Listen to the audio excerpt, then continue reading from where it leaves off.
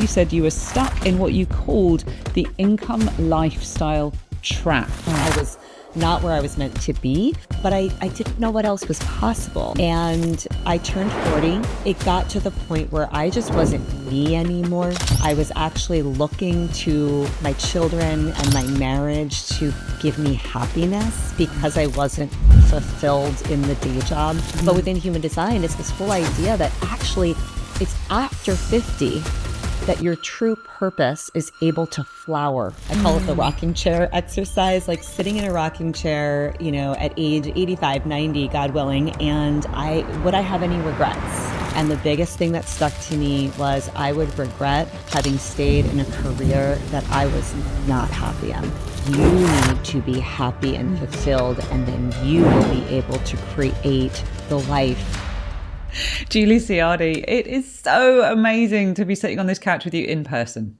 Same. It's come full circle, and I'm so happy to be here with you. It so has come full circle, hasn't it? Last time we were actually together, it was on Zoom. Yes, in 2020, end of 2020. 2020. Oh my gosh. And we did a VIP day together. Yes, we did. On Zoom. Mm-hmm. So it's so good to actually finally meet you in real person. Yes, past the pandemic. Oh my gosh, here we are. Okay, so that was 2020.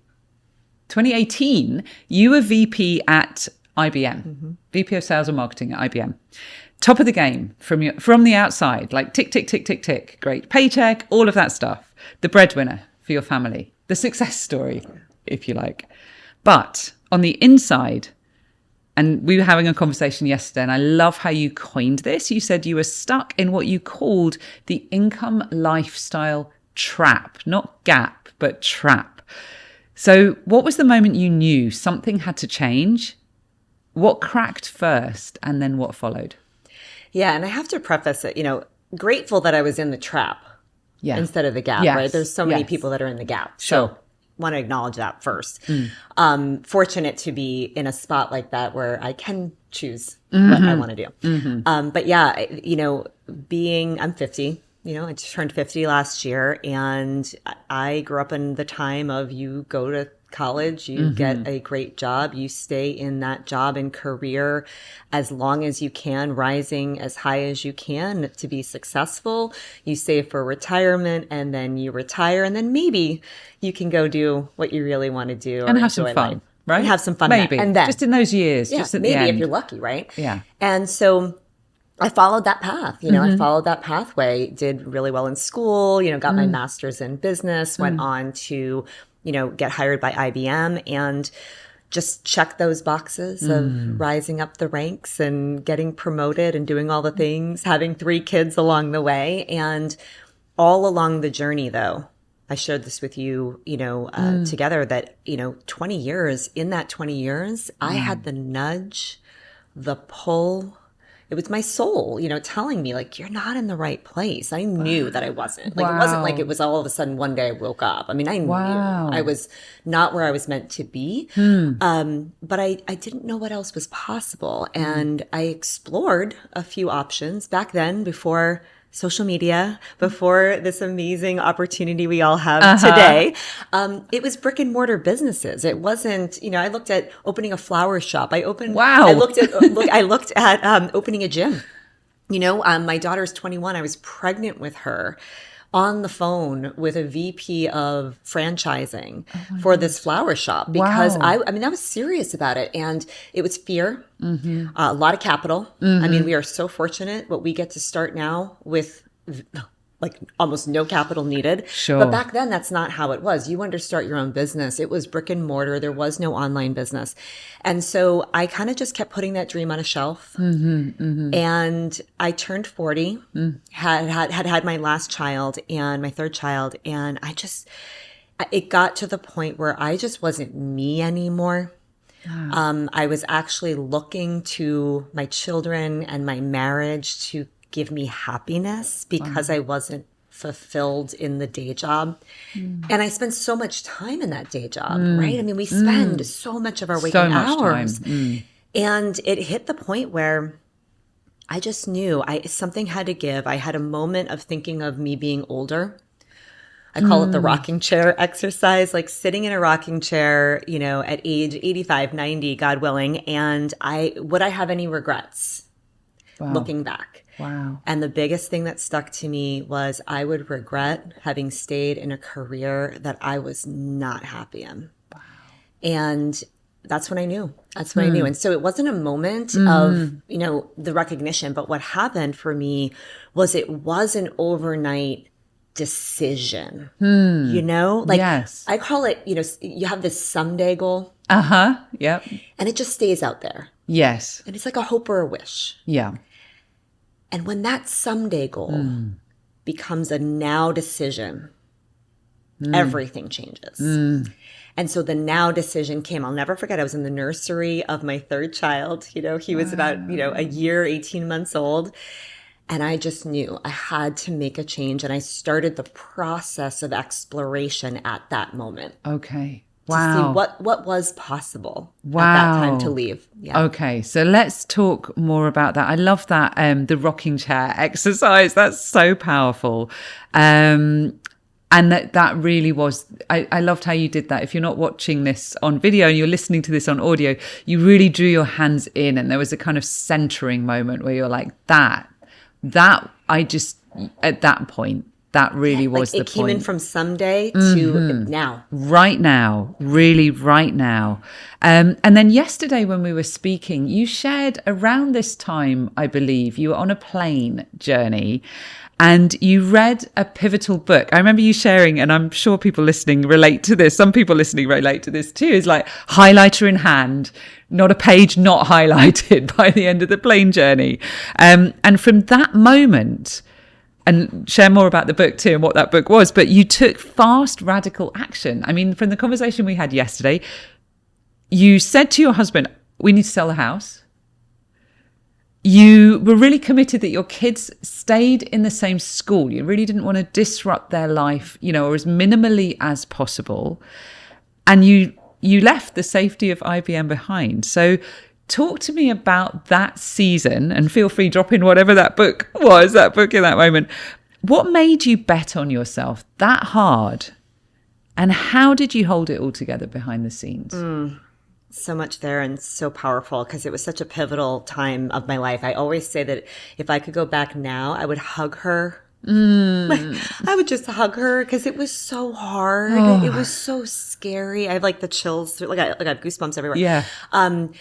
I look at her and I'm thinking, wow, like, thank you. I get to enjoy what I get to enjoy right now, which is work that I love, right? Amazing. All these years later, because she was on that plane, having made the decision she was going to pursue the goal. And you know, I just want to let everyone know when you're in that pursuit of that goal, it's not overnight. You know, you have to, you go into this process, right? So I was in this process of active pursuing, right? There was no decision made. I didn't know what it was going to look like. I didn't even know what the business really was going to be honest with you. Wow. I just was on that plane. It was a flight from New York to Dallas that I made often. I had a team of in Dallas, and I would go to visit them often. And it was a 4-hour flight.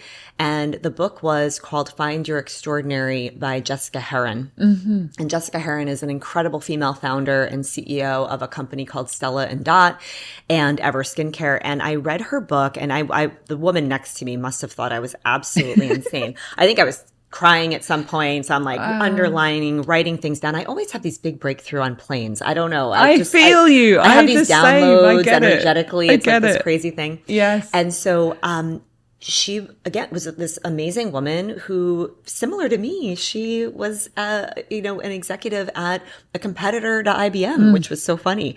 And so she was in that industry and had 2 girls at home and, went to her husband and said, I need to pursue my own thing. And I think just in that moment, this is why I love podcasts because showing what's possible, right? We have to be able to see what's possible to then, it's like, when Roger Bannister broke the 4-minute mile, right? Yes. It's like people just needed to see that was possible. And I think that book, it just opened this door of possibility for me where I said the words to myself on that plane, if she can do it, so can I. Wow. That was it. It was, if she can do it, so can I. And I realized I had an accountant at the time that said, listen, it's not how much money you make, it's how much money you keep. And I just said, let's take a bigger look at our whole financial picture and how can we make this happen with as less risk as the least amount of risk as possible. But I mean, I'm going to be really brutally honest. I mean, I was making a lot of money. My husband, God bless him, he was at the time a police officer. Okay. And an amazing police officer. We've since retired him from being a police officer, but I was, from a lifestyle standpoint, I was the primary breadwinner from the life that we had, the house that we had. We live in New York. I mean, it's, we had this big house. We did all these amazing things with the kids. We had these beautiful trips, vacations. Wow. The kids are everything to me. I, as a mom, I felt very guilty of having this dream. Wow. Because if I pursued this dream, what if, right? What if I ruined, their childhood? They were used to a certain lifestyle and taking that away or putting ourselves in jeopardy. I mean, I was 40. We have to remember this, right? It wasn't like I was like 25. I was 40 years old. Yes. You're at that time where you're thinking about, okay, like the retirement accounts and planning for the future and with security and all these things, which by the way, there's no security. Okay, good. Because I mean, hear. When I was at IBM, we had to lay people off all the time, Okay. And so there was no security there either. But that regular paycheck that, as you said, like you think it's security. Right? And so I had a lot of guilt, and just like, who am I to do this to them? And and so it was a big piece. And I didn't have a coach at the time either. Right. You know what I'm saying? Like, this is in your own mind. Before I knew there was even coaches. Like, I didn't even know what a life coach was or a mindset coach or any of that. Like, this was pre-knowing even any of that existed, right? Wow. And so I came home from that trip and I said to my husband, I said, listen, I've been crunching the numbers and I've been really thinking about this. And he knew that I wanted to do something. So it wasn't like new information. Sure. But I said, the way I think we might be able to do this so that I can begin to, to do my own thing. I said, I think we need to sell the house and downsize and take a little, like, think of us being on the super highway of growth of our lives. Like, can we take a little exit ramp and we'll get back on? Okay. Like, we'll get back on it. Like, there was no way I was going to stay, like, we'll get back on it, but can you trust me? And can we do this? And at the moment at that time, yes. He was like, yes, absolutely. Like, let's do this. We can do this and all the things. And he was so supportive. And I told the kids, my little guy, he was only like 2, 18 months, 2 years old. And then my older 2, one was about to go to high school and the other one was in middle school. And, I said to them, look, we're not changing schools. I will not do that to you. They all had really good friends and all the things. And I said, and I'm going to make sure that your bedrooms are the same size. Oh, wow. That's important as a kid, right? I had this criteria. I was working with this real estate agent and I'm like, all right, we got this little radius that we can look for houses. Okay. Because it's got to be near the schools. They've got to, it's got to be the same schools. It's got to, the bedrooms have to be, at least the same size as the rooms they have now. Sure. And we made it happen, and the funny thing is, I'll tell you, Kate, I am still in that house. We've added things. We've done a lot of work in the house, all the things. You're in that same house that you moved to? I love this house. Oh my gosh. So much more than our other house. Really? And we did things with it, and we've even gotten into real estate and all these other things from there. But I love the house. It's so funny. It really became home. That's amazing. To us. We've built onto it and done some different things, but it's, to me, that decision as a family.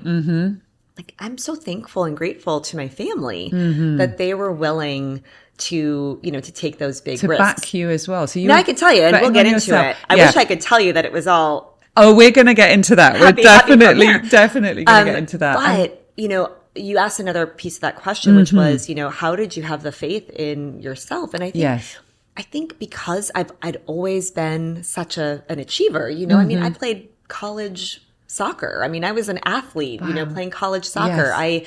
I, got promoted so many times so quickly at IBM. But I'll tell you a real quick funny story. My first job, so I got my full-time job while I was still a senior in college, because I was like, go, okay. Right? And I got into this healthcare company in Boston and I was working for them for a little bit and then I graduated. And I mean, back then, I want to say, so it was 1996. I want to say I was probably making like, I don't know, $38,000 a year, something like that, right? And I was like, I want to double my salary. This is before podcasts, before you hadn't personal discovered growth the and online development, world or right? anything like that at this point. And I was like, no, I'm not following this like incremental little like whatever. And so it was at the time that in healthcare, they were trying to move from everything being paper-based to actually having online portals and all. I mean, it was brand new, right? And I literally made myself a role in that company where they were going from a growth standpoint and doubled my salary. Wow. In 8 months. So Fantastic. That's the kind of like, you know what I mean? I totally I've always hear just you. been that kind of person where I look for the opportunity. I figure out where I can fit into that opportunity. Even when I got hired at IBM, I got hired into their emerging business opportunity area. So this huge, massive global company, but this was like their entrepreneurial startup piece. So lots of uncertainty in there too. Yes, it wasn't and a set path. I love that. Like I love like where can we find the growth? Beautiful. So I wasn't afraid. I actually really trusted myself that somehow, some way, I would be successful. Okay. I thought it was going to be faster. Yes. We could talk about that. Okay. But that's where it came from. It came from my past evidence of myself. You know, like you can do this. This is new. Yes. But like you've had success in a lot of different areas before. Like you can do this. And that's where like that initial belief came from. Good. Okay. Let's talk about the guilt. Julie, we're going to get two places, guilt and then yes behind the scenes. We'll get to that one in a minute and actually what it looked like. We'll open the door a little bit because it's not like, oh yeah, I decided to leave and then ta-da. So we'll go into that. But let's just circle back to what you said about that internal feeling of guilt. Like, who am I? And the disruption or potential disruption to your family's life. Now, I hear that you really were committed. You're like, okay, same size bedroom. This is important to kids. I have nephews. It's very important. But they recently moved. It's very, very important. The bedrooms are the same size. And that they were at the same school. You weren't disrupting friendships. But still, let's talk about that guilt. And particularly, it was there. Talk about that. But also, how did you overcome that? Because I am sure, Julie, in us having this conversation, there are people now that are listening that when you said early on, I'd actually known for a while this isn't it. Like that 20-year career at IBM, you knew. And then different things can come in. So let's talk about the guilt. How did you talk about that and how did you overcome it? Well, I will tell you that I faced that one other time before, and it was really hard. And that is that I actually am divorced from my older two kids' dad, and we have a great relationship now. It's amazing. But they were 4 and 2 years old. Wow. And it was the same situation as this leaving IBM and starting my own business. I didn't want to make that decision and it impact them in the wrong way, right? Sure. And so that guilt. And I'm from Massachusetts. I live in New York and my dad is still in Massachusetts. And so my daughter's 21. So she was like 3 or 4. And when I was having this conversation, my dad and I met halfway in Connecticut for dinner because I was just not sure what to do. Sure. And he said something that I carried with me into this decision to leave IBM. And he said, you are going to be the best mom to those kids when you are fulfilled and happy. Wow. So it doesn't need to look a certain way. You need to be happy and fulfilled, and then you will be able to create the life, the example. Wow. Like, you can't be the best mom if you're not. And I'm like, wow. And it stuck with me. And, in making that decision and seeing how amazing everything turned out, because we were so intentional about how that was going to look and how we were going to co-parent and all those things, that I went back to that when I was ridden with guilt. And the guilt is really what kept me back, right? Because I'll tell you right now, full stop. if I wasn't married and I did not have children, I would absolutely even if I was married, if I didn't have the children, I would 100% have left in a heartbeat. Wow. I would have moved into an apartment. Wow. If I had, you know what I mean? Yes, like I would totally. do anything You'd have for done my what it dream, took. right? Yep. Like, Yep. that was the thing that held me back all that time, was the risk and the kids and the life that I wanted for them and all the things. So that was a battle. And I think it got down to be, and I told you I'm very transparent. It got to the point where I went back to what my father shared with me because I was not being a great mom, to be honest with you, gosh, Kate. Even though I love them so much, I wasn't happy. And so my expectations on them to make me happy without knowing that that's what I was doing. You said in the beginning. Yeah, it's wow. like hardly, but like, I'll give you an example. If we were going to go on a vacation, well, let me tell you, the expectations I put on that vacation and on their behavior and on all the things, because this is my happy place. Oh, wow. Being this with is the the family. 2 weeks or the 10 days or the This however is it, long. right? Because then I have to go back to dreading what I was doing. Wow. And so I had no patience. Wow. Because when kids, as they do, yes, fight, act up, be kids, all right? the things, be kids. Yep. I'd yell, I'd be upset. Like, I Yes. started to notice, I'm like, oh, I am not being the mom I want to be. Here I am Right. saying at IBM to do the right thing as a mom. And yet actually I'm not. Like the Julie, the mom, especially in those last few years at IBM, because I feel like God universe was absolutely going, okay, if you're not going to make this decision, I'm going to help you make this decision, because a lot of things changed at IBM also, like, that really helped me go, okay, enough is, I have Was it to like go. the next thing, the next I thing, have the next to go. thing, the I mean, next thing? that's a whole other topic of the things that happened that was like, whoa. Sure. So I think that for me, I was like, you're not actually the happy, fulfilled person, and you can't be the mom you want to be in this state. Okay. And so that's what actually finally got me over the guilt phase, because, and I didn't know how it was going to turn out, right? I mean, in hindsight now, my kids being 21, 19, and 11, I had no idea the impact this was actually going to have in their lives in the most beautiful, incredible of ways. I mean, just me being a better mom because I was so happy, Sure. them being so proud and watching this transition, their goals and dreams. And I've had my 19-year-old son on my podcast. He's set huge, massive goals that seemed impossible. Like he wanted to play college football. He didn't start playing football until junior year of high school. Only 6% of high school athletes go on to play college football. And he did. He's playing college football right now.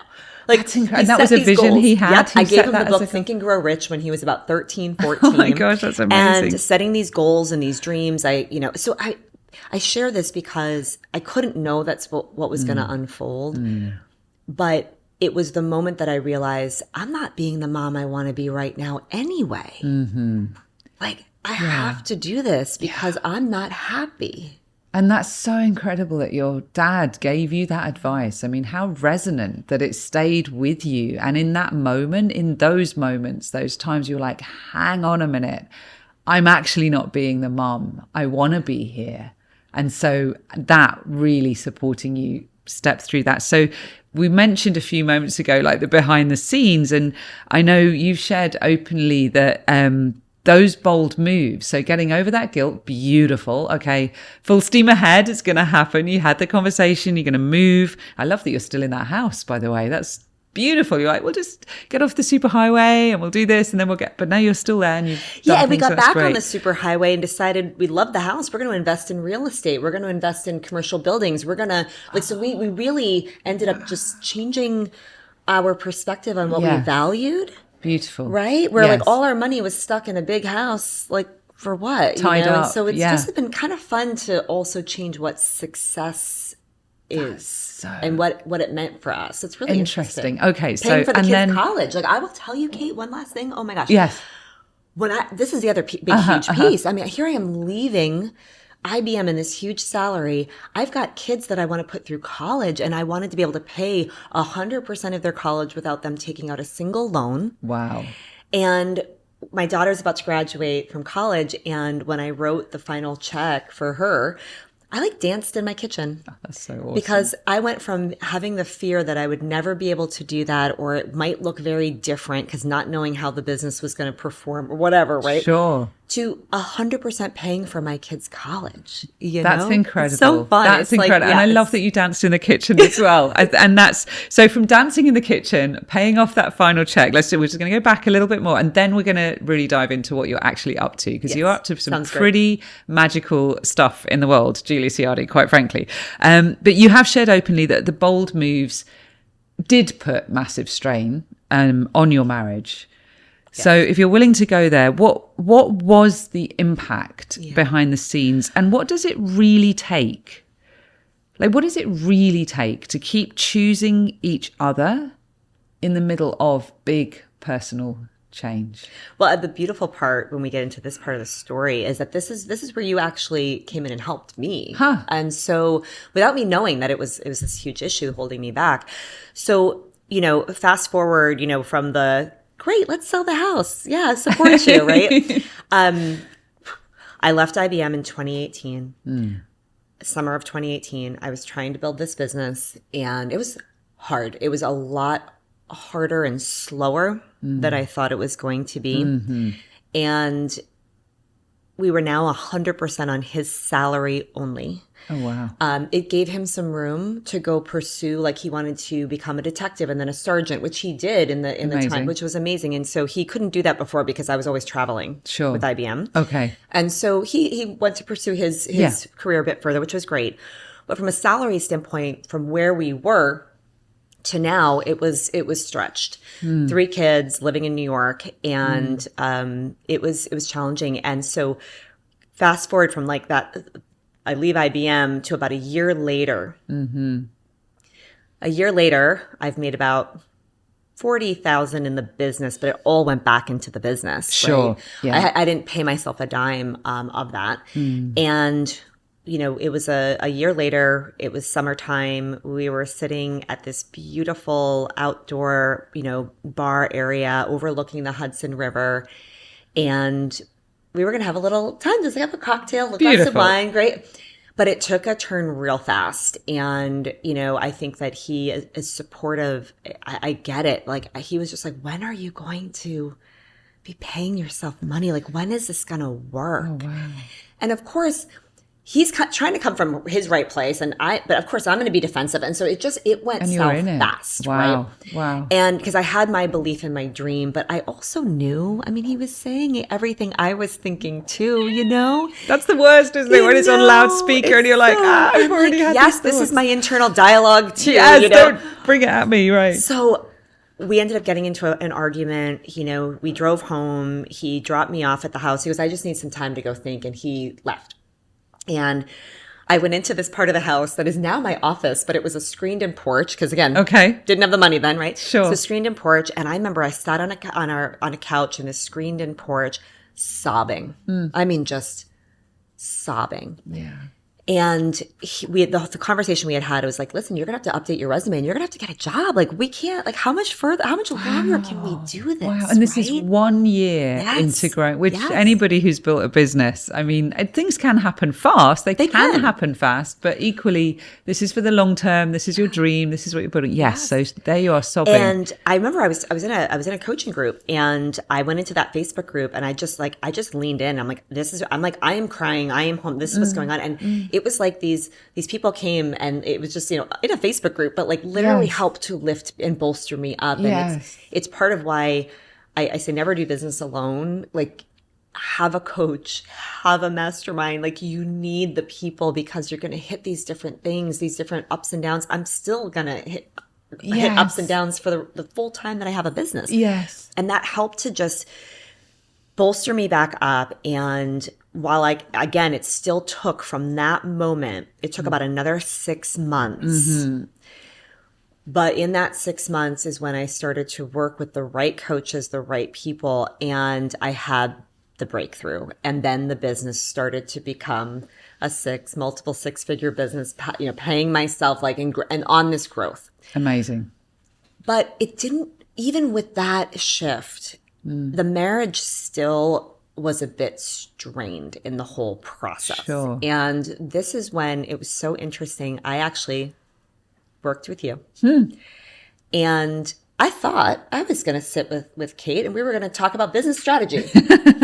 And we were going to figure out my next, because my business was taking off. Right. And so we were at like we grew to 1.4 million in revenue in 18 months from that moment of like not really making anything, right? So sure. it went quick. Amazing. I believe in overnight breakthroughs, not overnight success. No, right? There was a lot of hard work behind the scenes in that. And I thought I was going to come and we were going to talk about business strategy. And I ended up going through an entire box of tissues in our time together. Yep. I don't remember it was a whole box. I remember there were lots of tissues. It came out that my big limiting belief was that the happiness and the financial success for my entire family was on my shoulders.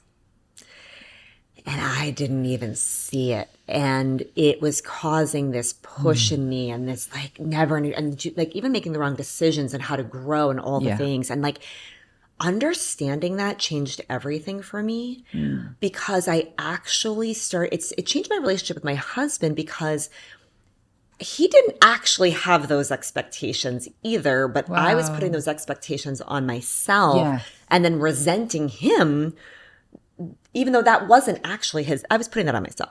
So we ended up having some really big, honest conversations, and our future, the financial wellness of our family, all that like started to become this mutual thing from just my shifting my thinking. It was always a mutual thing. Yes. But it was just totally. my thinking of expectation. And so that was a huge opening for me. And it's been so much better ever since. That was years ago now. But letting go of that for me, that was the expectation in some ways when I was at IBM. And so it just released this ability to really make sure that I was growing the business the way that I wanted to, that the pressure was not fully on me. And so I thank you for that because it was such a huge, huge breakthrough. An honor and a pleasure, really. And I really do remember that. And these things that we don't see that are so present. Right there. Like, yes, right then. If you're not watching this on video, Julie literally just touched the end of her nose just there, just like, it's right there. It's right there. And these things so often are right there. And we can't see them. And we're like, there's something going on. And it is affecting our whole lives. And how beautiful that experience too. So first of all, thank you. And I remember that. And just, it's such an honor and a pleasure. And it's why I do the work I do, Julie, because these things that are impacting everything we do and we can't see them. And then how beautiful that when we see those things about ourselves, that as you said, we've made up, we've put the own, like, I sometimes say our own self-imposed deadlines or limitations or whatever that is. And suddenly the people in our lives show up differently. And suddenly the thing that's been blocking us, energy moves, whether that's, you had money flowing in already, but again, moving into a space of, I want to just love what I'm up to. And your husband showing up too. When so often we think, if only they would get it, right? I'm sure leaving that, what was meant to be a lovely cocktail moment on the banks of the Hudson River looking over, it was like, oh, this should be so beautiful. If only he could give me some grace and it's only been a year or whatever you were thinking. Yes, but then you made that shift.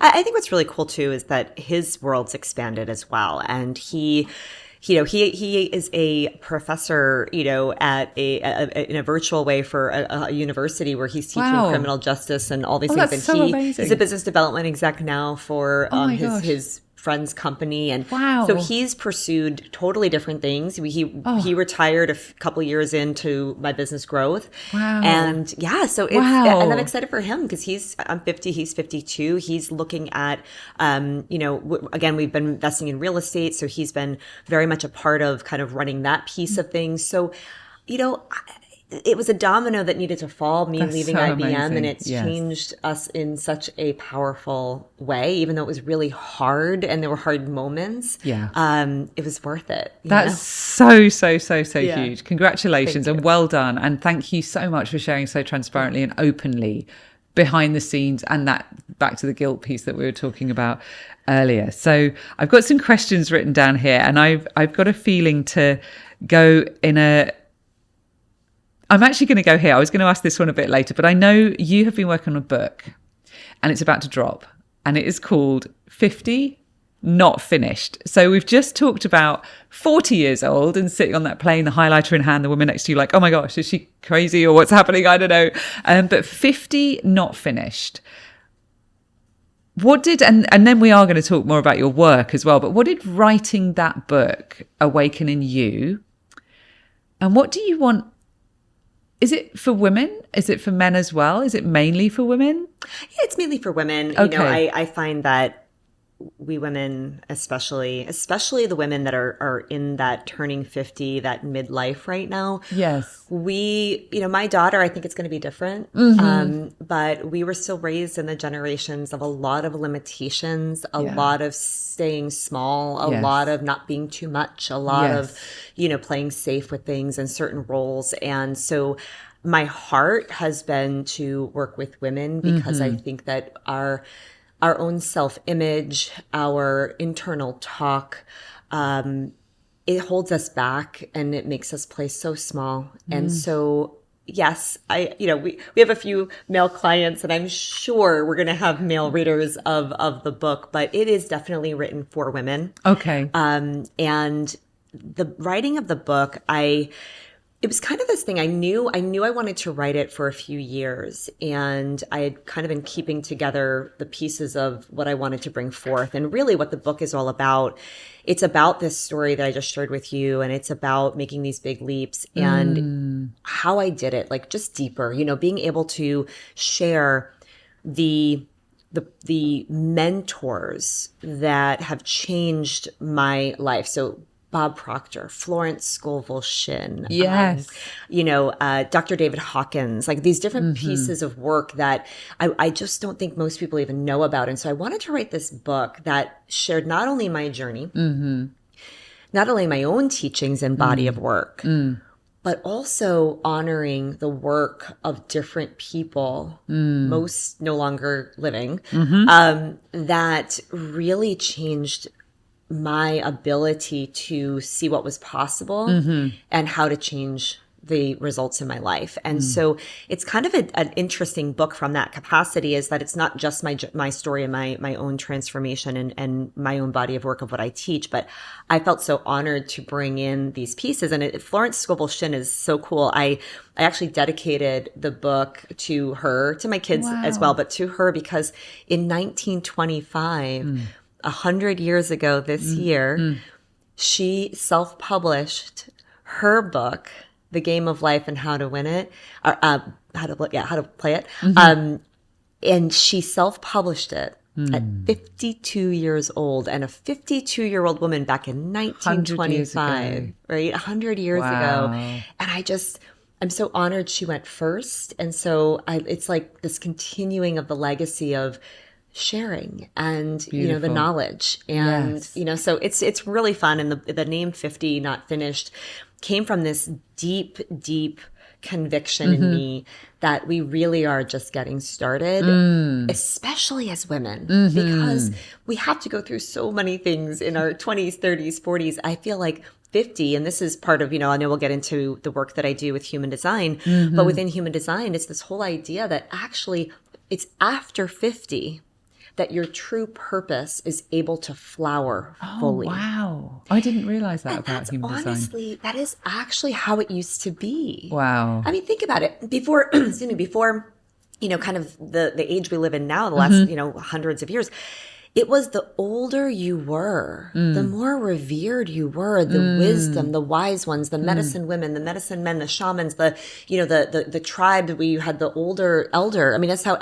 they do a whole chapter on elephants in the book, because they're a matriarchal species who've been around like 55 million years. We've been around 300,000. A long time, yeah. And so, and they're matriarchal, and it's the oldest female elephant that holds all the wisdom that keeps them alive, and so I I really believe Florence was an elephant. I feel like I'm an elephant. It's this passing on the wisdom, and it's this idea that actually we're just getting started in the wisdom and the knowledge and the things we're here to share as we get older. And so 50 Not Finished just became this like, and when I say that name to any woman, like usually over 45 and up, they're like, yes. I mean, I don't even have to say anything else. Amazing. They just hear 50 Not Finished and they're like, yep, that's how I feel.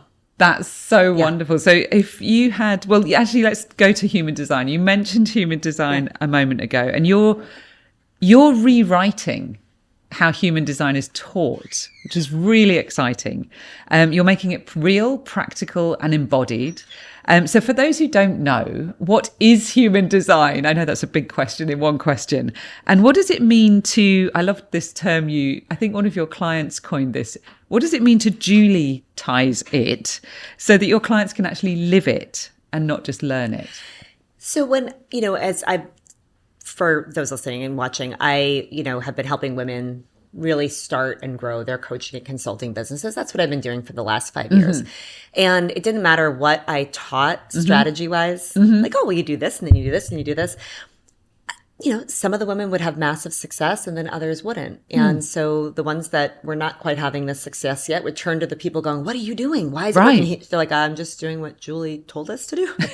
Sure. And I realized that it's not, you can know how to do all the things.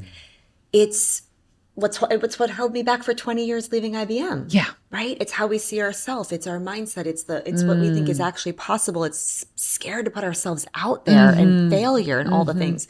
So I went on this hunt for a tool, something in my coaching tool belt that I could help more and more women be able to bust past that piece and get out there. And so I tried lots of different things. And human design, I originally was like, okay, no, this is way too complicated. Little too woo for me. I'm kind of the science-based person.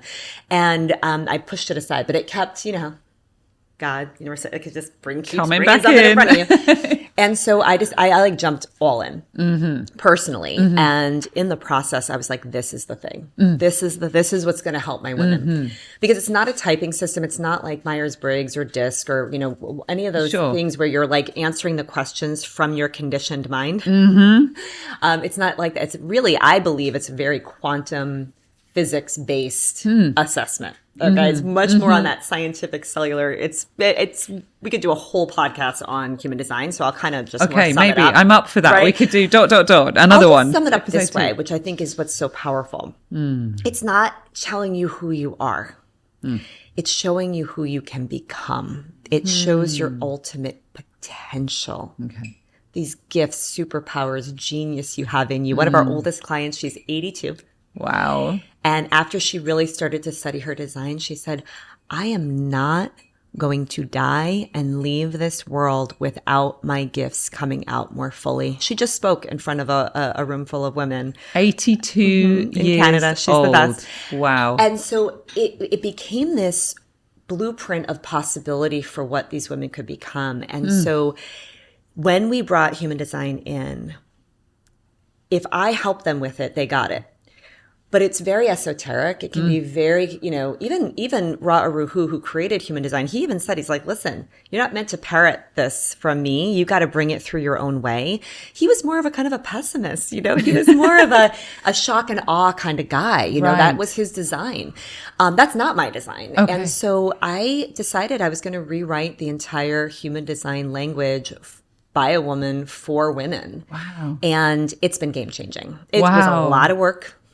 I'm sure it was a lot of work. It required me to actually pull back a little bit, and kind of maintain the business where we had it so that I could be spending a lot of time in doing this work. It's been so powerful. And now, we have like 350 women across 20 countries around the globe that are actively with us studying their design so that they can step out into their unique, it's called the science of differentiation, because we are all literally so unique in our designs. And so it's just, and watching them have the most incredible breakthroughs and all the things. So it's just been a dream come true. I had the vision. I didn't have the tool, found the tool, it's now making that whole vision of what I've been trying to do come to life. That's incredible. So you found this tool. So we talked about leaving IBM. It wasn't that you found this tool, then decided to leave IBM. This happened along the journey. Yes. And so I think there's a really beautiful point in that, is that it's actually taking those steps, those leaps of faith first, and then things actually show up along the journey. I also love that you have women of all ages working with you. And how many countries did you say? 20 countries. 20 countries, 350 women. Yep. And 82-year-old in Canada literally saying, I am not going to leave this body. I'm not going to die without my gifts being fully expressed. And I'm paraphrasing her words there. So I love a term you use, Julie, the school of you. And you said you help women bring together the school of you with timeless business principles. So what does that mean, and how does it change the way you teach strategy and support women in business? So again, it's this being able to understand their own gifts and strengths and superpowers. It affects their messaging, their brand, who they're here to speak with. And so it really gives them conviction and courage to get their message out there. So it really impacts their marketing and what's feeding their marketing and their messaging. I think that when I think of the school of you, the old way of doing human design was you would get a reading. You'd have a guru, an expert that had been trained for years, and they would do a reading. And that's old era. The new era is you need to read your own design. You need to go to the school of you and learn what you are here to do and your unique gifts and strengths. And it literally shifts people at this like cellular or spiritual level. I call it the Morse code to the soul. And I will tell you, I'm really proud of the fact that, we have Christians, Muslims, Jewish, every religious background you can imagine, because that part is whatever it is you believe is amazing. You got to do your part. It's like God has given you more gifts and ability, right? That whole quote than you can ever use in this lifetime. And it's our job, right, to try to actually begin to, leverage some of those gifts, right? And so that's what we're helping people to do, is see what those gifts are, what that genius is. Beautiful. So they can bring it out, and then timeless business principles. I mean, business, I've been in, I have my MBA. I've been in business my whole life. Yes. At IBM. VP of sales and marketing. Yeah, VP of sales and marketing. Our whole thing is keep it super, super simple. I mean, these women are all, they're trying to get their first 5 to 20 clients. Okay. Right? Okay. They're at that beginning stage. Yes. And so we keep it so simple. Beautiful. Of how to just actually, with timeless business principles, how to land their first 5 to 20 clients. And then once they do that, they can't unknow that, and then they keep moving forward. That's so beautiful, and really connecting it with the school of you. So you're not just teaching from the outside, do this, do that, because there's a million courses out there. There's a million different business books you could buy, but this is literally marrying those two things. Because real quick, the most fascinating thing is that, the type of marketing tactics that you choose can be very different in their effectiveness based on your design. 93% of all communication, which is what marketing and sales is communication. 93% of all communication is nonverbal. It's nonverbal. That's huge, isn't it? You So think that about means that. 7% is the words you're using. That's incredible. Okay. So 93% is your tone of your voice. It's your frequency of your body and all the things. And so if you're trying to do a marketing tactic or strategy that is not in alignment with your energetic design, it's gonna fall flat. Even why if some it people works can for somebody else. Yeah, it could be like some people can sell in the DMs and other people can't. Yeah. There's actually a reason. Wow, that's it's not so the strategy. The interesting. strategy works. Amazing. Right? So Yes. that's the other really cool part is that we're able to actually align the right marketing and sales strategies that are going to work for their energetic frequency, their aura, who they are. Yes. And so they end up having much, much faster success that way. Amazing. Okay, so I've got to ask you this question next, which is for the woman listening to this right now who's like, this sounds amazing. How can she find you, work with you? And I think you have an amazing gift that you've got to offer anybody listening that's really interested in this. So tell us more about that. Yeah, absolutely. Well, definitely, if you love this, obviously tag Kate and I on Instagram, and let me know in the DM, just what you took away from this. Yes.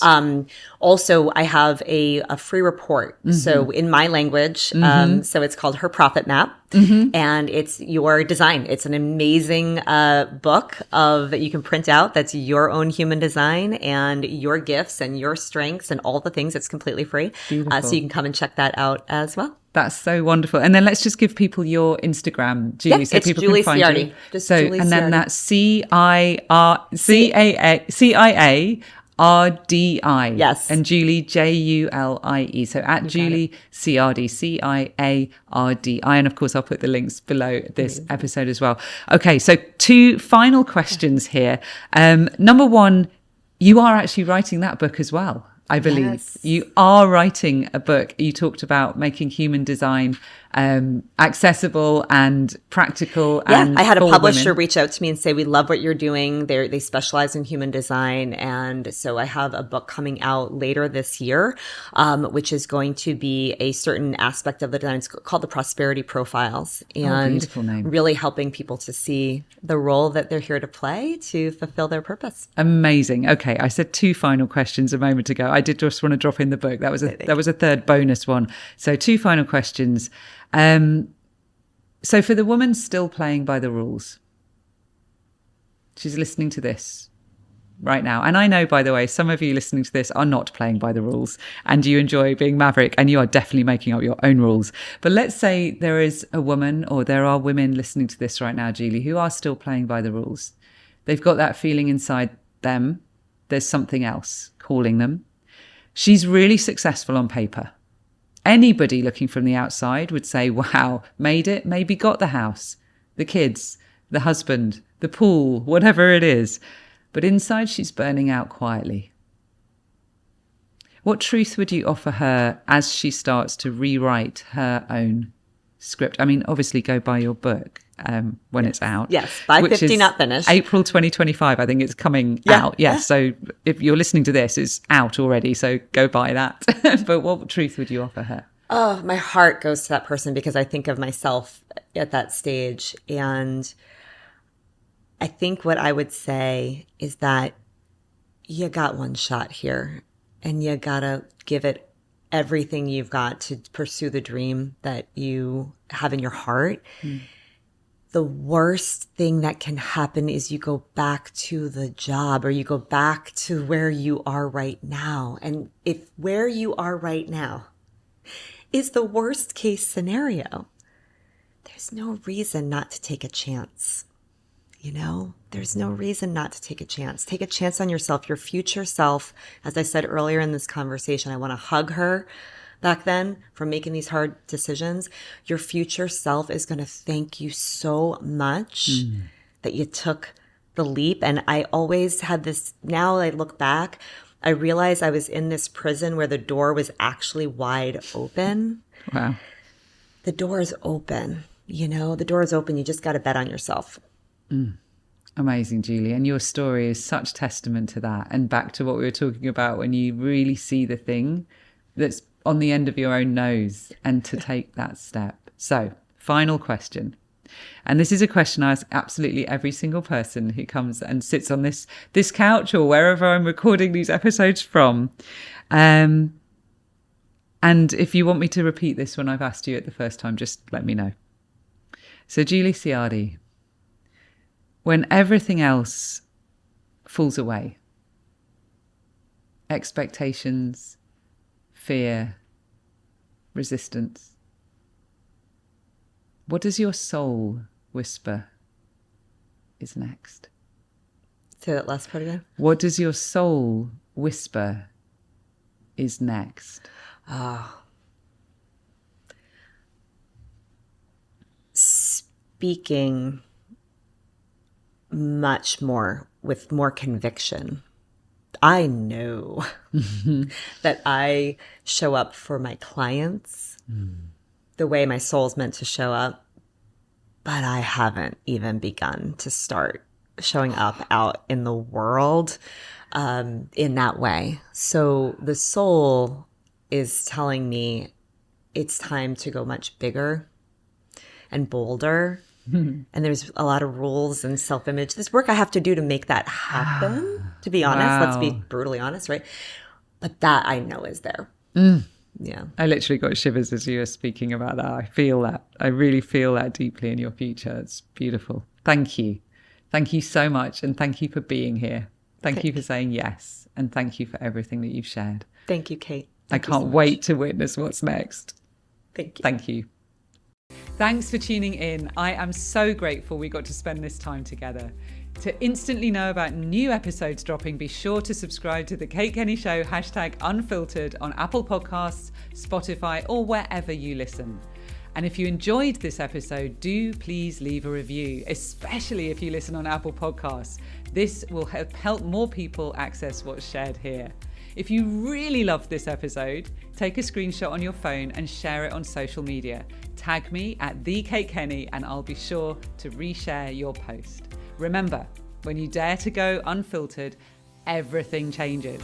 Thanks again for listening. Keep shining that bright light of yours into the world, and I'll see you next time.